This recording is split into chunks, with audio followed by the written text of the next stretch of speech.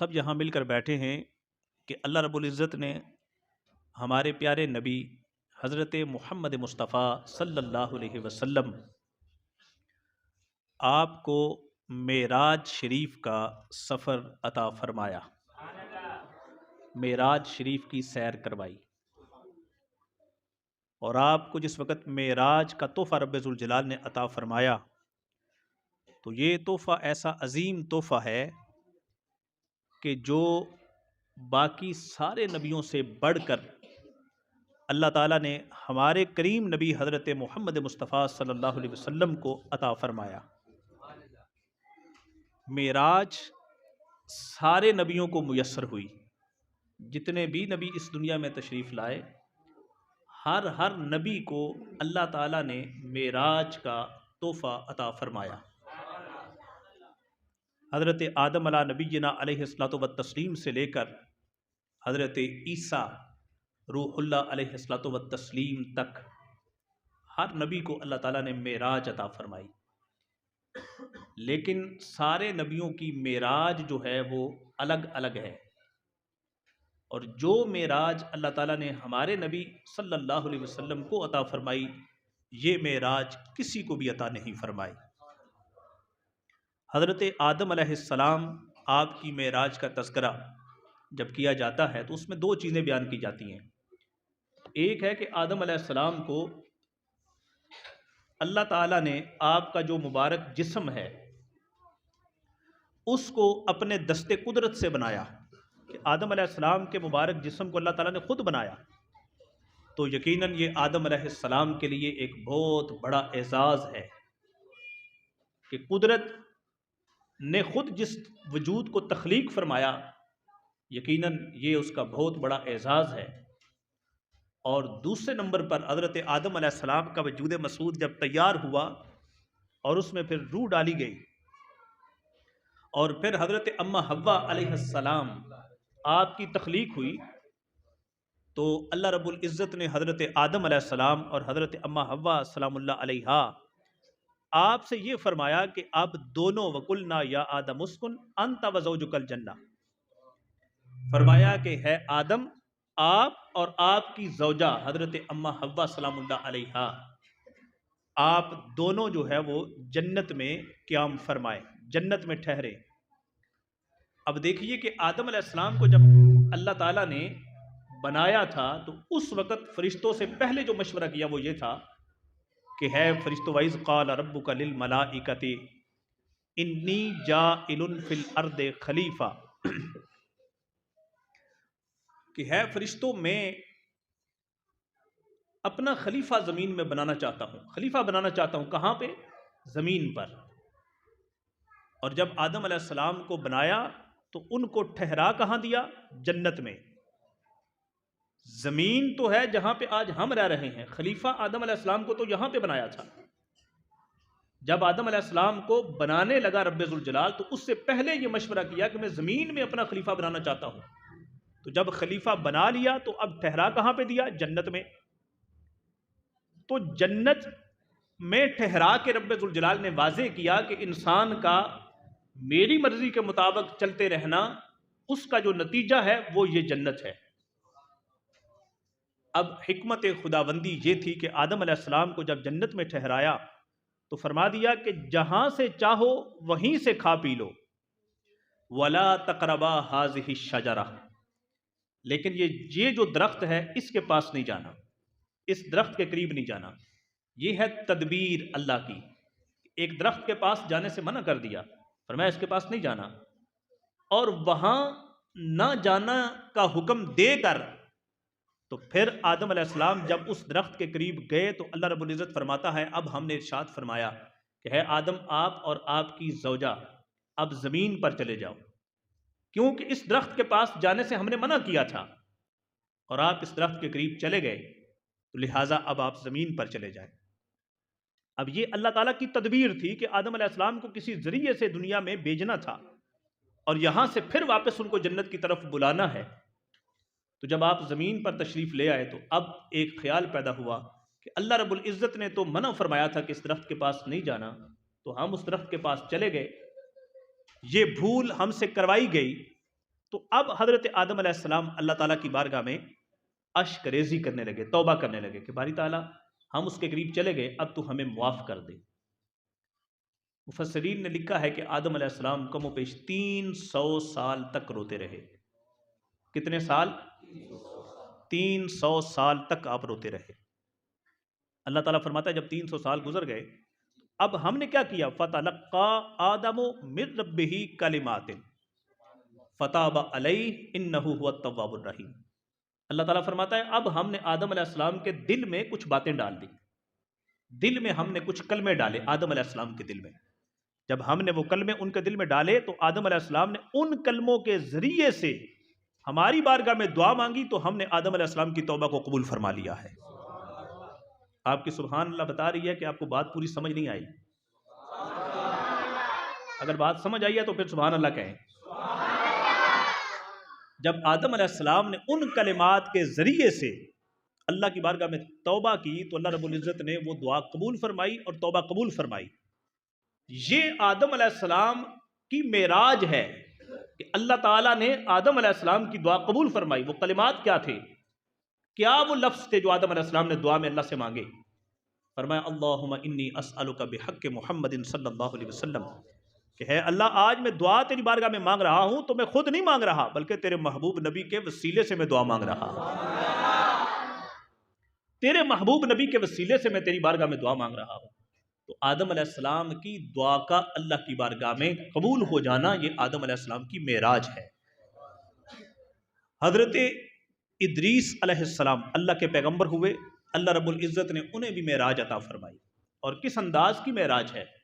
حضرت ادریس علیہ السلام کے پاس سورج سے ایک فرشتہ آیا، سورج سے۔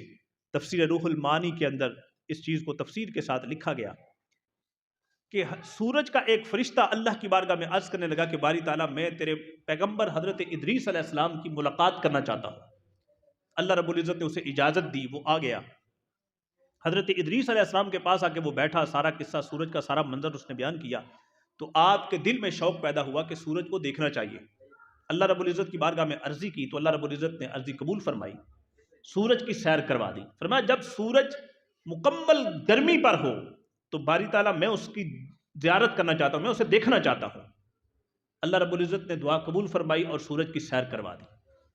جب سورج کی سیر مکمل ہوئی تو خود رب ذوالجلال نے فرمایا کہ ہے ادریس اب بتاؤ آگے اور کیا چاہتے ہو؟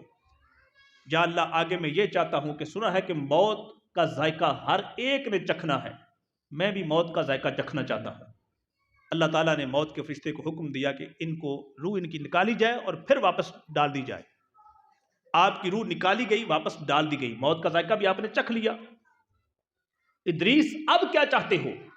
یا باری تعالیٰ میں دوزخ کو دیکھنا چاہتا ہوں۔ فرمایا ان کو دوزخ بھی دکھا دو۔ دوزخ بھی دیکھ لیا، اب کیا چاہتے ہو؟ عرض کی مولا اب میں جنت کو دیکھنا چاہتا ہوں۔ جب جنت کے نظارے کیے، جنت کو دیکھ لیا تو حضرت ادریس علیہ السلام جنت میں ہی ٹھہر گئے، بیٹھ گئے۔ فرشتوں نے کہا کہ جنت آپ نے دیکھ لی، ٹائم ختم ہو گیا، اب واپس تشریف لائیے، ہم نے زمین کی طرف جانا ہے۔ فرشتوں سے حضرت ادریس علیہ السلام کہنے لگے کہ اللہ رب العزت نے یہ فرما دیا ہے کہ جو ایک بار جنت میں داخل ہو گیا دوبارہ اس سے کبھی اس کو نکالا نہیں جائے گا، لہٰذا میں جنت میں آ گیا ہوں، اب میں یہاں سے کیسے نکلوں؟ میں نے نہیں نکلنا یہاں سے۔ فرشتے اللہ رب العزت کی بارگاہ میں عرض گزار ہوئے، باری تعالیٰ تیرا حکم ہے کہ جنت میں تیرے محبوب نبی صلی اللہ علیہ وسلم سے پہلے کوئی انسان نہیں جائے گا، تو اب کیا کرنا ہے؟ حضرت ادریس علیہ السلام نے اللہ کی بارگاہ میں التجا کی، مولا پہلے تو فرشتوں سے بات چیت چل رہی ہے نا، فرشتوں سے کہا، فرشتوں نے جب یہ کہا کہ آپ صلی اللہ علیہ وسلم سے پہلے جنت میں اور کوئی نہیں جا سکتا، آپ باہر تشریف لے آئیے، تو آپ نے ایک اعتراض کیا فرشتوں پر۔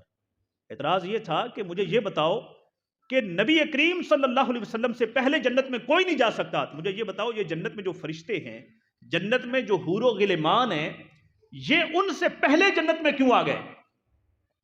تو فرشتوں نے کہا کہ ہے ادریس علیہ السلام یہ تو ان کی خدمت پر مامور کیے گئے ہیں، یہ تو ان کی استقبالیہ کمیٹی کے طور پر جنت میں ٹھہرائے گئے ہیں، انہوں نے تو استقبال کرنا ہے، انہوں نے تو ان کو ویلکم کرنا ہے، اس لیے ان کو جنت میں ٹھہرایا گیا۔ اب دیکھو ادریس علیہ السلام اللہ کے نبی ہیں، عام انسان نہیں، اللہ کے نبی ہیں۔ اللہ کی بارگاہ میں عرض کرنے لگے کہ باری تعالیٰ اگر یہ فرشتے، اگر یہ حور و غلمان نبی آخر الزمان صلی اللہ علیہ وسلم سے پہلے جنت میں ان کی استقبالیہ کمیٹی کے طور پر رہ سکتے ہیں تو مولا میں ادریس بھی یہ عرض کرتا ہوں مجھے بھی ان کے غلاموں میں شامل کر کے جنت میں رہنے کی اجازت دے دے۔ اللہ رب العزت نے فرشتوں سے فرمایا کہ ان کو چھوڑ دو۔ اب یہاں ایک نکتے کی بات اور بھی ہے۔ آج دیکھو ہم نعرہ لگاتے ہیں نعرہ رسالت یا رسول اللہ، ہم نعرہ لگاتے ہیں تاجدار ختم نبوت زندہ باد زندہ باد، ہم نعرہ لگاتے ہیں تاجدار ختم معصومیت زندہ باد زندہ باد، ہم نعرہ لگاتے ہیں لبیک لبیک لبیک یا رسول اللہ۔ میرے بھائیو ہمارا یہ حق بنتا ہے، ہمارے اوپر یہ لازم ہوتا ہے کہ ہم نعرہ یہ لگاتے رہیں۔ کیوں؟ اس لیے کہ ادریس علیہ السلام جب معراج پر گئے تھے تو پیچھے امت کو چھوڑ کر گئے تھے، جب جنت میں پہنچے وہیں پر ٹھہر گئے تو آپ کو معلوم تھا کہ پیچھے میری امت موجود ہے۔ آپ نے اگرچہ امت کا غم سینے میں رکھا، اللہ کے نبی تھے، لیکن جنت میں آپ ٹھہر گئے۔ قربان جائے اس نبی کے قدموں کی خاک پہ جو نبی معراج پر گئے، اللہ کے جلووں کو کعبہ قوسین کے قرب سے دیکھا، دیکھنے کے بعد اس انداز میں دیکھا ما زاغ البصر وما طغى کی شان پائی ہے آپ نے۔ اس کے باوجود آپ نے وہاں پر جو جملے بولے وہ یہی تھے کہ رب ہب لی امتی رب ہب لی امتی۔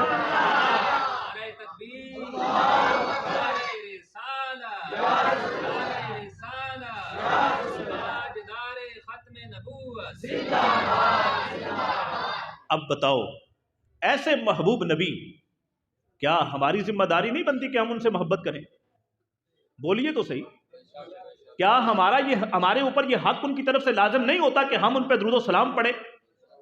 اس لیے کہ جو اتنے عظیم نبی ہیں اس نبی سے محبت کرنا، اس نبی کی سیرت و کردار کو سلام پیش کرنا، اس نبی کی سنت کو اپنانا یہ امت پر لازم ہے کہ امت اس نبی کے کردار کو اپنائے تاکہ کل قیامت کے دن یہ بھی جنت میں آسانی سے جا سکے۔ اب اس لحاظ سے حضرت ابراہیم علیہ السلام کو بھی اللہ نے معراج عطا فرمائی۔ آپ کی معراج کیا ہے؟ وَكَذَلِكَ نُرِي إِبْرَاهِيمَ مَلَكُوتَ السَّمَاوَاتِ وَالْأَرْضِ۔ حضرت ابراہیم علیہ السلام کو اللہ تعالیٰ نے یوں معراج عطا فرمائی کہ آپ کو ایک بلند مقام پر کھڑا کیا اور آپ کے سامنے سے آسمان کے سارے پردے بھی ہٹا دیے اور زمین کے سارے پردوں کو بھی ختم کر دیا۔ آپ نے آسمانوں کے سارے مناظر بھی دیکھ لیے، یہاں تک کہ جنت و دوزخ کو بھی دیکھ لیا، اور آپ نے زمین کے سارے مناظر بھی دیکھ لیے، زمین کی تہ میں کیا ہے اس کو بھی آپ نے دیکھ لیا۔ جب یہ سارا کچھ ابراہیم علیہ السلام دیکھ رہے تھے تو اسی دوران آپ نے کیا دیکھا کہ ایک بندے کو دیکھا جو گناہ کے اندر مبتلا ہے۔ آپ نے جب اس بندے کو دیکھا تو اللہ کی بارگاہ میں دعا کی کہ مولا دعائے نقصان کر دی اس بندے کے بارے میں کہ یا اللہ یہ بندہ گناہ گار ہے، اس کو ہلاک کر دے۔ ایک ہلاک ہو گیا۔ دوسرے کو دیکھا وہ بھی گناہ کر رہا تھا، اس کے بارے میں بھی دعائے نقصان کر دی، وہ بھی ہلاک ہو گیا۔ جب تیسرے کو دیکھا تو پھر دعائے نقصان کرنے لگے تو اللہ رب العزت نے ارشاد فرمایا کہ ابراہیم اب زمین کی طرف چلے جاؤ، اب واپس پلٹ جاؤ۔ کیوں کہ آپ میرے بندوں کو اس انداز میں دیکھ رہے ہو، پھر ان کے لیے دعائے نقصان کیے جا رہے ہو، جبکہ میں بندوں کا خالق ہوں، میں ان کا مالک ہوں۔ میرا برتاؤ اپنے بندوں کے ساتھ اس طرح نہیں ہے، میرا برتاؤ میرے بندوں کے ساتھ تین طرح کا ہے۔ میں اپنے بندوں سے تین طرح پیش آتا ہوں۔ پہلا طریقہ کیا ہے؟ پہلا طریقہ میرا یہ ہے کہ بندے سے گناہ ہو جاتا ہے، وہ بندہ میری بارگاہ میں جس وقت گناہ کے بعد توبہ کر لیتا ہے تو میں اس کا گناہ معاف کر دیتا ہوں۔ دوسرا طریقہ میرا یہ ہے کہ میرا بندہ جو ہے اس سے یوں غلطی ہو جائے، یوں خطا ہو جائے، اور اسی طرح اس کی کوئی نیکی بھی ایسی ہو جائے تو ہم نیکی کو غالب کر کے اس کا گناہ معاف فرما دیتے ہیں۔ اور تیسرا طریقہ ہمارا یہ ہے کہ ہمارا بندہ دنیا میں گناہ کر گیا، اس سے گناہ ہو گیا، اس نے توبہ بھی نہیں کی، وہ بندہ جو ہے اس کی کوئی ایسی نیکی بھی نہیں تھی کہ جو اس کے گناہ پہ غالب آ جاتی، اب وہ بندہ فوت ہو گیا ہے، لیکن جب وہ مرا تو اس کو اللہ نے کلمہ پڑھنا نصیب فرما دیا ہے، ایمان پہ اس کا خاتمہ ہو گیا۔ اب جب بندہ وہ قبر میں چلا جاتا ہے تو وہ جو پیچھے چھوڑ کے آتا ہے لوگ، وہ لوگ اس کے لیے بخشش کی دعا میری بارگاہ میں مانگتے رہتے ہیں، ان کی بخشش کی مانگی جانے والی دعا کے صلے میں ہم اپنے بندے کے گناہ اس سے جھاڑتے رہتے ہیں یہاں تک کہ وہ گناہوں سے بری ہو جاتا ہے۔ ہمارا طریقہ یہ ہے، اللہ رب العزت نے فرمایا میں اپنے بندوں سے اس طرح برتاؤ کرتا ہوں، لہٰذا ہے ابراہیم علیہ السلام آپ کو ہم نے یہ معراج عطا فرما دی، اب آپ واپس زمین کی طرف تشریف لے جائیے۔ حضرت موسیٰ علیہ السلام کو اللہ نے معراج عطا فرمائی، اور آپ کی معراج کیا ہے کہ رب ذوالجلال نے موسیٰ علیہ السلام سے کلام فرمایا، باتیں کی اللہ نے موسیٰ علیہ السلام سے۔ جب موسیٰ علیہ السلام کو کوئی مسئلہ درپیش ہوتا تو اللہ کی بارگاہ میں عرض کرتے تو رب ذوالجلال کی آواز حضرت موسیٰ علیہ السلام کو سننے کو ملتی اور آگے سے جواب ملتا۔ حضرت موسیٰ کلیم اللہ علیہ السلام، آپ نے جس وقت اللہ جب رب العزت کی آواز کو بار بار سنا تو اس آواز میں لذت آئی، اس آواز میں مزہ آیا، سرور آیا، تو اب اللہ کی بارگاہ میں عرض کرنے لگے کہ اے باری تعالیٰ، یہ آواز جو اتنے حسن والی ہے، اس آواز کے نکلنے والی جو جگہ ہے، جو رب ذوالجلال جو تیرا نور ہے، میں اس نور کے جلوے دیکھنا چاہتا ہوں۔ آواز جب اتنی خوبصورت ہے تو وہ نور کی تجلی کتنی خوبصورت ہوگی، میں نور کی وہ تجلی دیکھنا چاہتا ہوں۔ تو اللہ رب العزت نے فرمایا کہ موسیٰ لن ترانی، تم مجھے نہیں دیکھ سکتے، ہرگز آپ مجھے نہیں دیکھ سکتے۔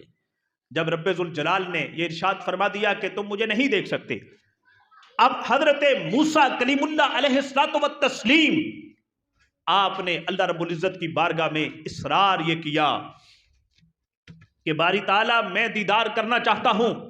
تو رب ذوالجلال نے فرمایا کہ ہے موسیٰ، ہم تمہیں اپنا دیدار کروائے دیتے ہیں، لیکن بلا واسطہ ہم تمہیں دیدار نہیں کروائیں گے، بالواسطہ دیدار کروائیں گے، ڈائریکٹلی ہم اپنا نور تمہیں نہیں دکھائیں گے، ہم اپنے نور کی ایک تجلی پہاڑ پہ ڈالتے ہیں، پہاڑ کو تم نے دیکھ لینا، اگر پہاڑ اپنی جگہ پر قائم رہا تو موسیٰ پھر تم بھی ہمیں دیکھ سکو گے، اور اگر پہاڑ ہی اپنی جگہ پر قائم نہ رکھا تو موسیٰ پھر تم ہمیں نہیں دیکھ سکتے۔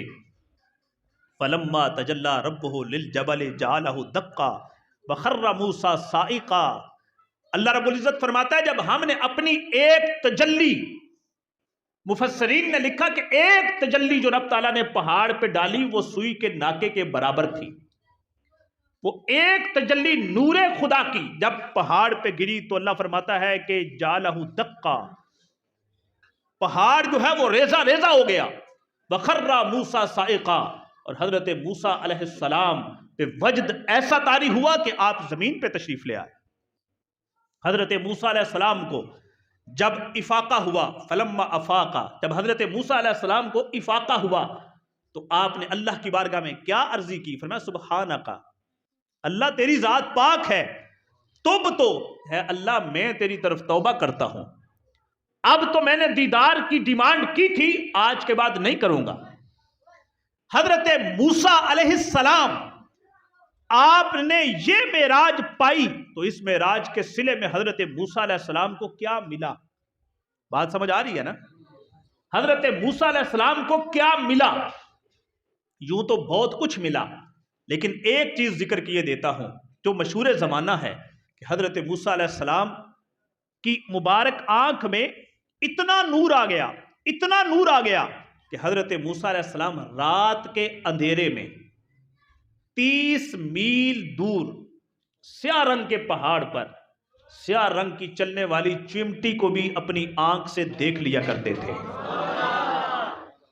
یہ حضرت موسیٰ علیہ السلام کی نگاہ میں کمال پیدا ہوا۔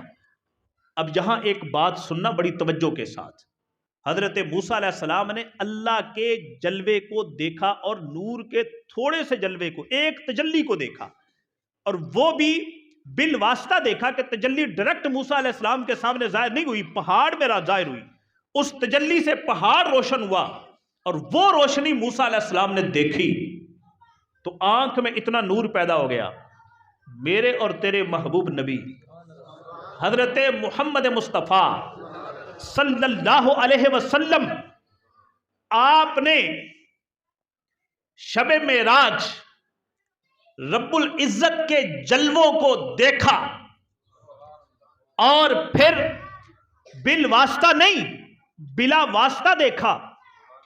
فکان قاب قوسین او ادنا، اتنے قرب سے، 2 کمانوں کا فاصلہ یا اس سے بھی زیادہ قریب سے نبی علیہ السلام نے اللہ تعالیٰ کے نور کو دیکھا۔ اور دیکھنے کی شان کیا بیان فرمائی رب ذوالجلال نے؟ فرمایا اس انداز میں دیکھا، ما زاغ البصر وما طغى، یہ قرآن ہے۔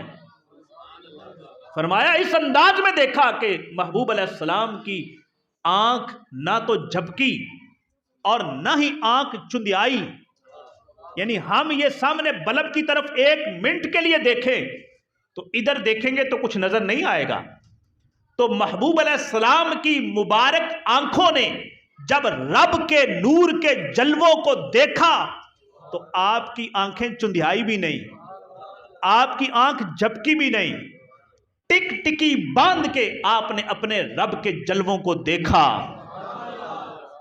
اور پھر حضرت موسیٰ علیہ السلام جیسا وجد بھی طاری نہیں ہوا، ٹک ٹکی باندھ کے رب کے جلووں کو کمال کے ساتھ دیکھا۔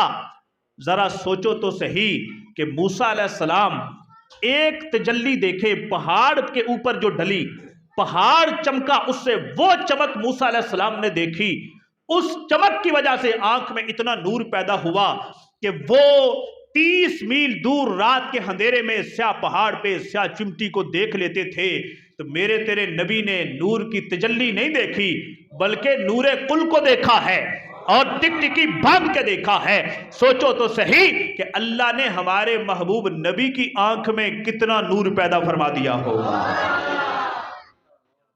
اس بنیاد پر ہمارے کریم آقا صلی اللہ علیہ وسلم، آپ کا پھر کمال یہ ہے کہ فرش زمین پہ صحابہ کے درمیان بیٹھے ہیں، صحابہ اکرام علیہ رضوان کے درمیان بیٹھے بیٹھے نبی علیہ السلام فرمانے لگے، میرے صحابہ ابھی میں نے ایک آواز سنی ہے، ابھی ایک آواز میں نے سنی، نکلی کہاں سے؟ فرمایا میرے صحابہ یہ آواز آسمان سے نکلی ہے، میں نے آواز سنی۔ صحابہ نے یہ نہیں عرض کیا کہ یا رسول اللہ ہم بھی تو آپ کے پاس بیٹھے ہیں، ہمیں تو آواز نہیں آئی، تو آپ نے آواز کیسے سن لی؟ صحابہ جانتے تھے، صحابہ جانتے تھے، صحابہ کا یہ عقیدہ تھا کہ ہم جو نہیں دیکھ سکتے، جو نہیں سن سکتے، ہمارے نبی علیہ السلام وہ دیکھ بھی لیتے ہیں، وہ سن بھی لیتے ہیں۔ نبی علیہ السلام فرمانے لگے میرے صحابہ آسمان سے ابھی آواز نکلی ہے۔ آواز کیسی ہے؟ فرمایا جس طرح لکڑی کی چارپائی بنی ہوئی ہو، اس پہ 5 7 10 بندے بیٹھ جائیں تو اس کے چولوں سے جو آواز نکلتی ہے، ایسی آواز ابھی آسمان سے نکلی ہے۔ اور نبی علیہ السلام نے اس آواز کے نکلنے کی وجہ زمین پر بیٹھ کر دیکھ کر بتائی ہے کہ میرے صحابہ یہ آواز کیوں نکلی ہے؟ آواز نکلنے کی وجہ یہ ہے کہ میں دیکھ رہا ہوں کہ فرشتوں نے آج اللہ کی بارگاہ میں عرضی کی، یا اللہ ہم تیری بارگاہ میں سجدہ کرنا چاہتے ہیں۔ فرشتوں کی مختلف ڈیوٹیاں ہیں، کوئی رکوع میں ہے، کوئی قیام میں ہے، کوئی سجدے میں ہے۔ آج فرشتوں نے عرض کیا کہ اللہ ہم تیری بارگاہ میں سجدہ کرنا چاہتے ہیں، تو اللہ رب العزت نے سب کو اجازت دے دی، ٹھیک ہے سجدہ کر لو۔ جب اللہ کی بارگاہ میں فرشتوں نے سجدہ کیا آسمان پر فرشتوں کا وہ بوجھ پڑا ہے، اس وزن کی وجہ سے آسمان سے آواز نکلی ہے۔ اب نبی علیہ السلام بیٹھے کہاں ہیں؟ فرش زمین پر صحابہ کے درمیان۔ آواز کہاں سے نکلی؟ آسمان سے، اور آسمان کے اوپر فرشتوں نے سجدہ کیا۔ تو نبی علیہ السلام کی مبارک آنکھ میں اللہ نے اتنا نور پیدا فرمایا کہ زمین پر بیٹھ کر آسمان کے اوپر جو کچھ ہو رہا ہے اس کو بھی دیکھ رہے ہیں۔ اس بنیاد پر یہ معراج مصطفیٰ صلی اللہ علیہ وسلم بڑا تفصیلی ٹاپک ہے،